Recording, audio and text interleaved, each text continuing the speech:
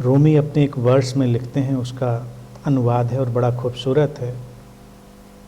वो कहते हैं कि अपने शब्दों को ऊंचा करो, आवाज़ को नहीं। बादलों की बारिश ही फूलों को बढ़ने देती है, उनकी गर्जना नहीं।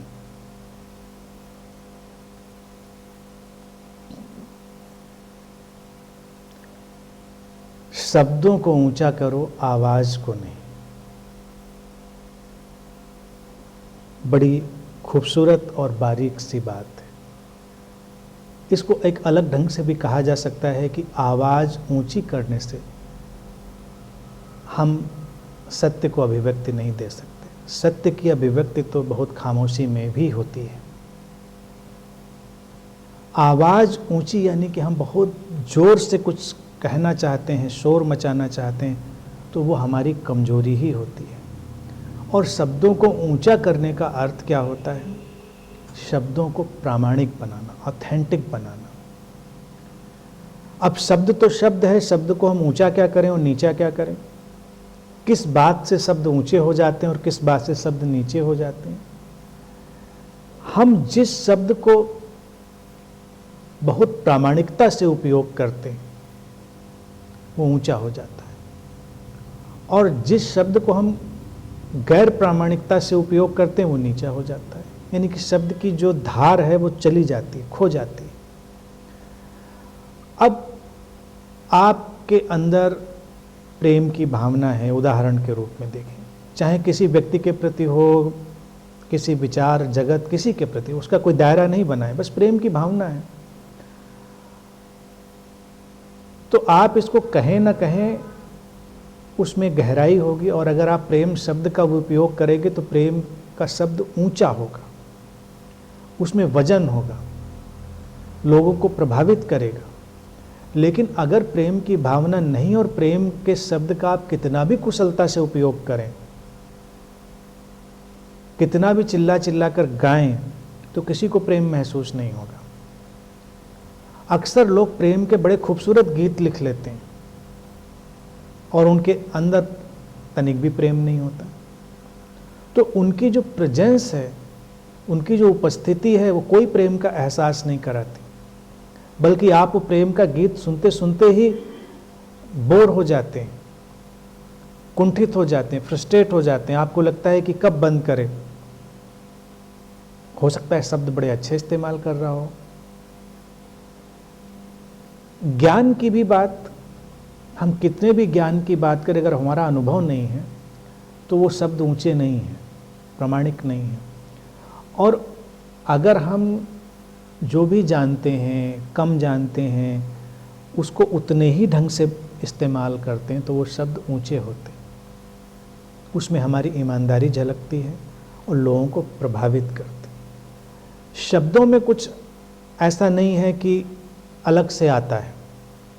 जैसे कोई कहे कि शब्द अपने हैं या दूसरों के हैं, तो ये बात भी बेमानी, क्योंकि सारे शब्द दूसरों के ही हैं। हम सब तो नहीं बनाते अंदर, हम शब्दों का प्रोडक्शन तो नहीं करते।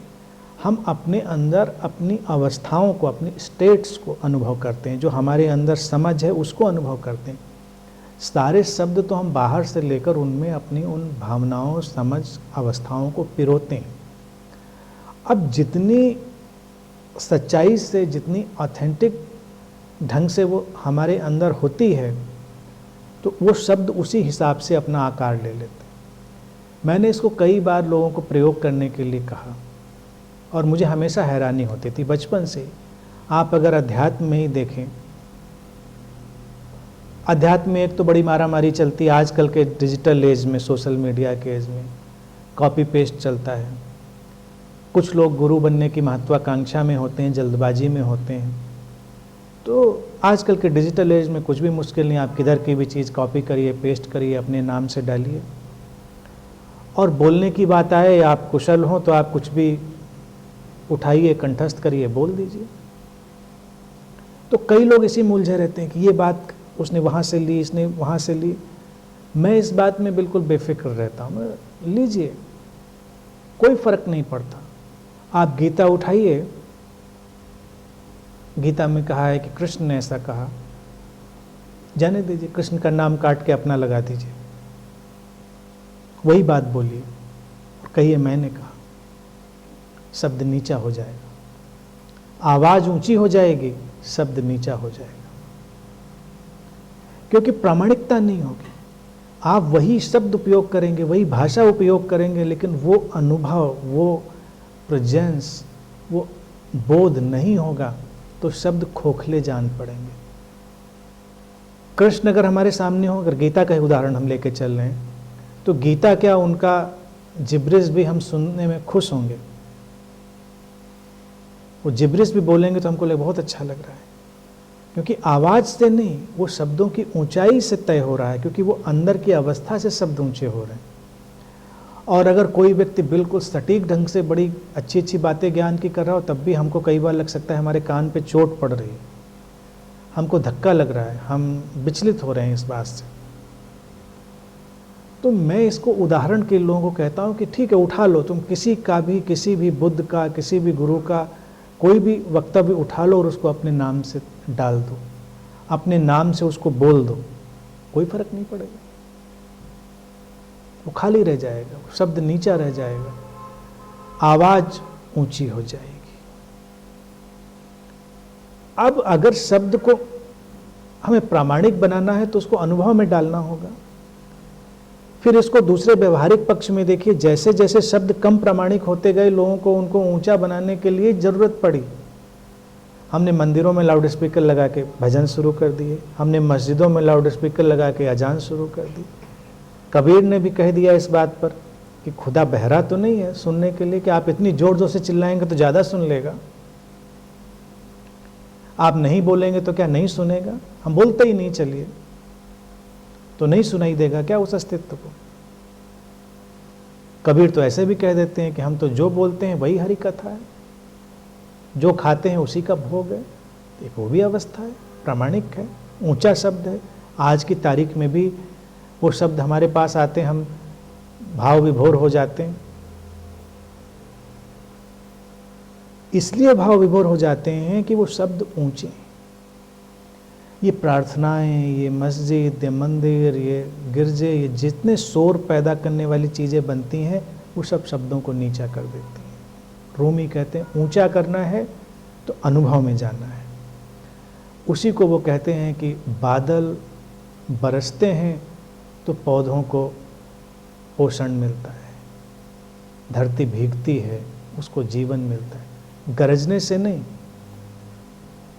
गरज गरज कर निकल जाने वाले बादल किसी काम नहीं आते, गरजते रहते। बरसात की एक बूंद भी हमें जो सुकून, जो तृप्ति देती है, वो लंबे समय तक गरजने वाले बादल भी नहीं देते। बल्कि गरजने वाले बादलों से भी थोड़ी देर में हम अटपटा ही अनुभव करने लगते हैं। हम यही सोचने लगते हैं कि ये कब बंद होगा। लेकिन बारिश हो तो बारिश में भीगने का मन करता है। हालांकि मुझे पर्सनल व्यक्तिगत तौर से बादलों की गर्जना भी अच्छी लगती है सुनने में, लेकिन बारिश में भीगना मुझे उससे भी ज़्यादा खूबसूरत लगता है। अब अगर इसको दूसरे ढंग से देखें कि गरजते हुए बादलों को आप कितनी देर सुन सकते हैं, लेकिन बरसती हुई बूंदों को आप बहुत देर तक देख सकते हैं, महसूस कर सकते हैं, उनके साथ खेल सकते हैं, और धरती से उनका संपर्क जो जीवन पैदा करता है, उस चमत्कार को हम देख सकते हैं। तो रूमी इसको इतने खूबसूरत ढंग से सामने रखते हैं। मैं समझता हूँ कि यही चीज़ बताती है उनकी प्रामाणिकता, उनकी गहराई। अब मैंने पहले भी कहा कि रूमी जिस संस्कृति में आए, उन्होंने उन संस्कृति और उस भाषा का उपयोग किया। कबीर जैसे वो बहुत साहसी नहीं हैं, क्योंकि प्रेमी व्यक्ति हैं, प्रेम पूर्ण हैं, वो तो थोड़ा कोमल हैं, सॉफ्ट हैं। तो वो जो भी बात कहते हैं वो थोड़ा रहस्यात्मक ढंग से, मिस्टिकल ढंग से कहते हैं और कोमल ढंग से कह देते हैं। कबीर थोड़े अक्खड़ भी हैं, अल्हड़ भी हैं, बोल्ड भी हैं। वो कभी कभी बहुत सीधे सीधे बहुत सारी बातें कह देते हैं, तो लोगों को चौंकाने वाली भी, हिलाने वाली भी, झकझोरने वाली भी। इसी बात को अगर रूमी ऐसे कह देते कि भाई क्या ये प्रार्थनाएं, नमाजें, अजानें, इनको चिल्ला चिल्ला कर कह रहे हो तुम, आवाज ऊंची क्यों करते हो,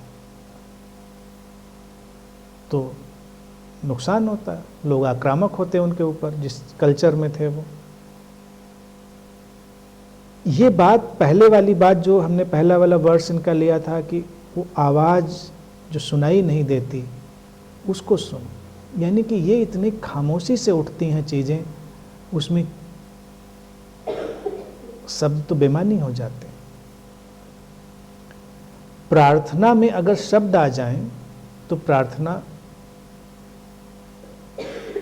नीची हो जाती है, प्रार्थना में अगर शब्द ना आए तो प्रार्थना ऊंची हो जाती है।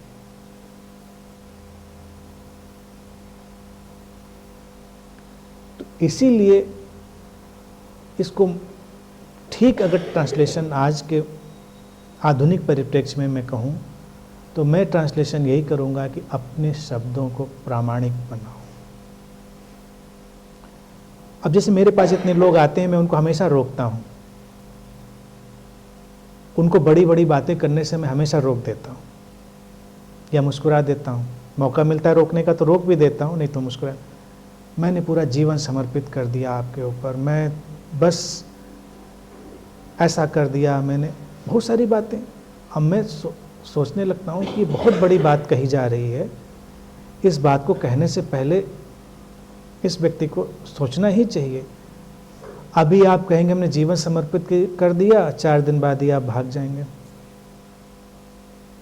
मैंने तो ऐसे लोगों को रोज ही देखता रहता हूं। तो ये नीचे शब्द हुए कि आपने ऊंचे शब्द, जो अच्छा शब्द हो सकता था उसका बड़ा नीचा इस्तेमाल किया।